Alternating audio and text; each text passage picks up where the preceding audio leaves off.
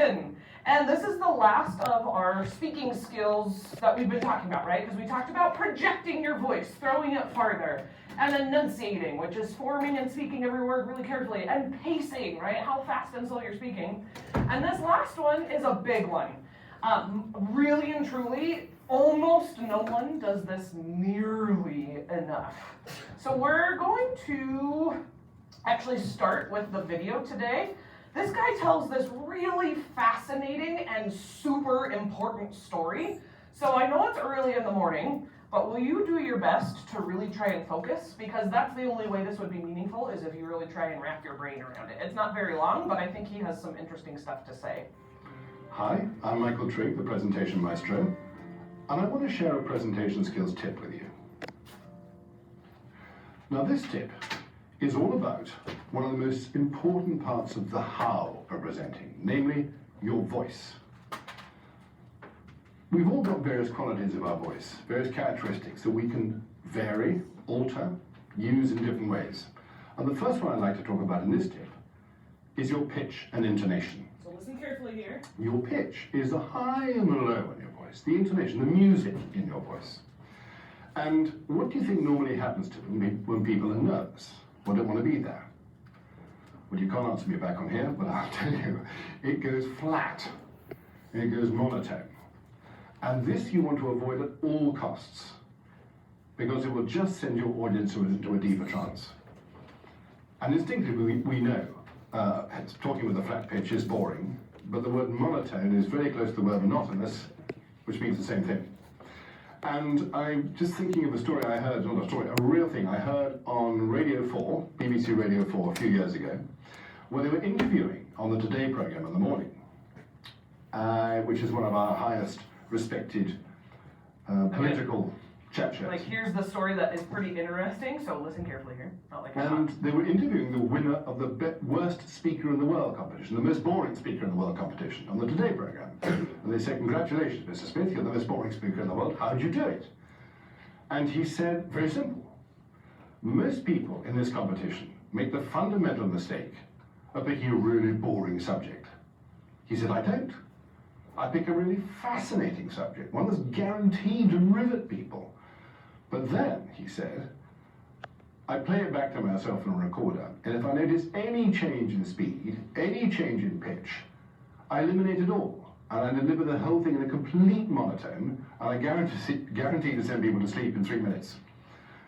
So pitch and intonation is one of the most powerful things for you to consider when you're presenting, and you need to vary it. He says vary it a lot right there. Okay, debate one, show me your screens. I'm not going to take too long, but there's a couple of important things I want to point out here. So in case the connection isn't clear to you, debate one, show me your screens, what he just said was basically that you could have a really awesome story in the case of the most boring speaker in the world competition, or in your case, you could have the world's most perfect speech. And think about the perspective here, right? Lots of you have been working on the same speeches for 14 or 15 weeks now. So you could have put in 15 weeks worth of effort, and just because of this one speaking skill, all of that work could get destroyed. That just because you're not focusing on intonation, you could take a really, really awesome speech and destroy it.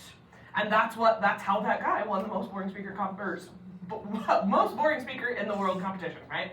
So intonation sounds kind of weird, but you should, on purpose, sometimes have the tone or pitch of your voice get a little bit higher and sometimes a little bit lower. What happens in debate, I picked on Max Sorensen in 5th period yesterday, and he was such a good sport and let me do it. So Max has won our competition that was not really a competition. He's actually our worst person with intonation right now, and it's okay because he knows and he's going to work on it, and that's what matters.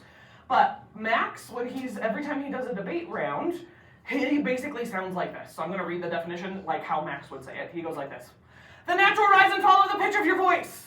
He does that the whole speech long, and you would be shocked how many debaters do that. That they never change the tone of their voice. There's no ups and there's no downs. It's one solid thing. Victoria, show me your screen. And what happens? You immediately sound robotic. You sound like you don't care, and you put the judge into basically a stupor, that they feel really bored. And so this is one of those other reasons why, for policy and debate, remember how I talked about recording yourself, that it's required. One of your 3 choice options between now and January 11th, you are required to record the whole practice round, start to finish, for all sorts of little things. For one of them might be intonation, but somebody in 5th period had already done theirs, and they watched it and they're like, Mrs. Coates, you were right. It was like shocking that a teacher would know what they're talking about. But she discovered she had no idea. The whole time she was debating, she was doing really weird stuff with her hands. And in her brain, she thought it was okay, but actually it looked really weird. Another kid, her opponent, who was also recording, he also had a big aha moment where he basically had that problem where in his brain, he really, really cares, but it came across while he watched himself, he looks bored, and it made him seem uninterested, and he didn't realize that until he recorded and watched. And so that's why I'm making a really big deal out of it, that everybody is required to actually record and actually watch themselves. So the last thing I'm going to stress here, and then we'll be done, is for real, you need to overdo it on intonation, because nobody, maybe like in all of my years being a debate coach, I maybe can think of like 4 kids who were just naturally really good at intonation, and they did it consistently. That's the problem. Some people, they'll start really strong with intonation, and then by the end of the debate, they're so stressed and kind of overwhelmed that then they forget to do it.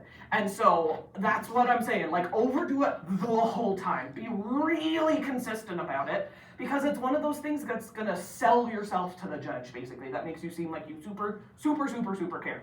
Before I let you turn screens around, you can stop recording, John.